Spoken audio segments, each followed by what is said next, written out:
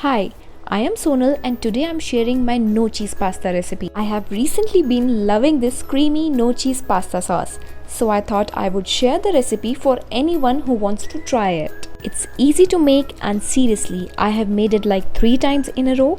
That's how good it is. This creamy garlicky pasta is ready in less than 15 minutes and so easy to throw together. I pretty much always want a comfort food. As much as I love eating vegetables and healthy stuff, it's much more common for me to really want something comforting. So if you want a quick comfort food, look no further. This sauce will stay fresh for several days in the refrigerator if stored separately from the pasta.